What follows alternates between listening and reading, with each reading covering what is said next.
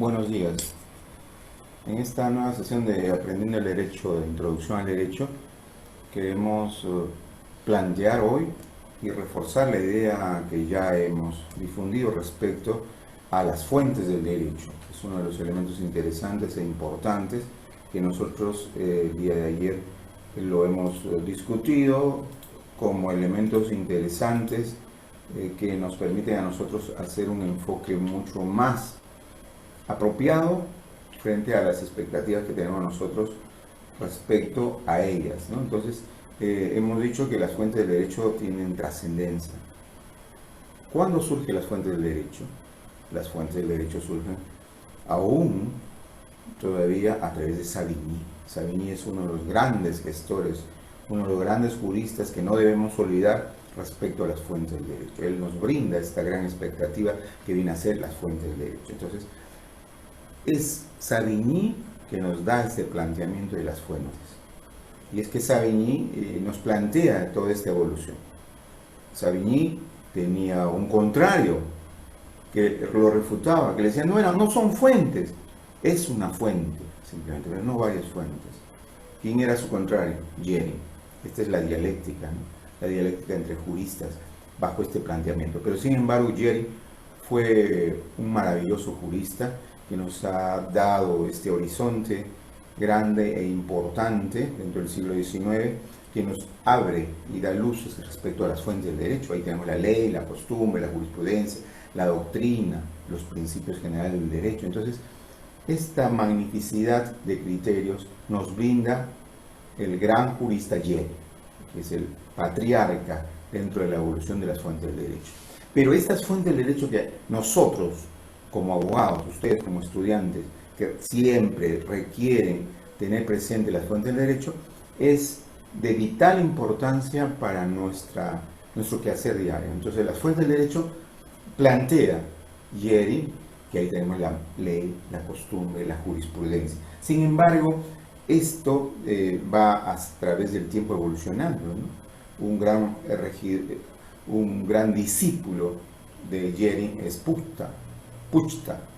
Este filósofo, que fue su gran discípulo, es uno también de los pioneros más adelante de la teoría positivista, que luego Kelsen lo va a materializar y se va a conocer como el positivismo de Kelsen, que también igualmente ya lo referimos. Tenemos el naturalismo, por un lado, y luego el positivismo. Pero el positivismo de Kelsen no es propiamente de Kelsen, ya había 200 años antes una evolución del mismo a través de uno de los filósofos asistentes de Jeri, ¿no? Que era Puchta. Entonces, este gran filósofo más adelante hace toda una evolución que nos permite a nosotros ya darle luces para que Kelsen sea en verdad quien asienta básicamente lo que viene a ser el positivismo, el derecho positivo, la ley. ¿Cuál es el objeto de la norma para Kelsen? La ley. Y nada más que la ley. Lex dura, lex ex. Por eso que es tan interesante e importante tener presente igualmente a Kelsen. Entonces, estas fuentes del derecho nos ilustran a nosotros muchísimo, ¿no? Porque estas épocas que tenemos nosotros tuvo una gran trascendencia a través de la historia. Entonces, las fuentes del derecho, tal como nosotros lo mencionamos, ¿cuántos son? La ley, la costumbre, la jurisprudencia, la doctrina y los principios generales del derecho. Pero en esta posición, Jeri tiene una primera conceptuación, que esta tiene un orden de categoría, tal como lo plantea más adelante Kelsen en su pirámide, ¿no? Eso posteriormente lo vamos a ver, la pirámide kelseniana. Y esta pirámide kelseniana refleja toda la estructura normativa. Entonces, esta estructura normativa, de manera categórica, independiente, que viene a ser la ley, la costumbre, la jurisprudencia, la doctrina y los principios generales, no es que, como dice Jeri, se plantee de manera categórica e independiente, no, sino que hoy, en los últimos tiempos, los filósofos contemporáneos ya tienen otra nueva visión, que esta es competitiva. Puedo usar la ley, puedo usar la costumbre, puedo usar la jurisprudencia, la doctrina, los principios, es competitiva, o sea, no necesariamente tengo que ser como Kelsen, ¿no? ¿Cuál es el objeto de la norma? La ley, y solamente la ley. No, sino ya hay una evolución dentro de los juristas contemporáneos que plantean que esto debe ser competitivo. ¿Eso qué quiere decir? Usa la ley, usa la costumbre, puede usar la jurisprudencia, puede usar la doctrina, puede usar los principios generales del derecho, ¿no? Entonces esto es muy importante e interesante. Ayer vimos un tanto de la historia del derecho y recordemos el Corpus Juris Civilis, que es la fuente básica de toda la compilación del derecho hecho por Justiniano 400 años antes de Cristo, pero que más adelante nos da luces sobre la evolución, la transformación que tuvo el Corpus Juris Civilis y que a consecuencia de prácticamente la desintegración del Imperio Romano y de sus expectativas y las reformas que hubo, y tanto a Roma de Oriente como de Occidente, y su desaparición. Entonces ya más adelante tenemos el gran reto entre alta y baja y media, como dijimos, el Corpus Juris Canonici. Entonces este Corpus Juris Canonici es el elemento básico y consustancial que nos brinda a nosotros todas estas luces para hacer la evolución del derecho. Entonces ahí tenemos, por ejemplo, la ley. La ley en el marco de la manifestación de la voluntad soberana a través del órgano legalmente facultado y el procedimiento legalmente establecido. Esta es una definición interesante.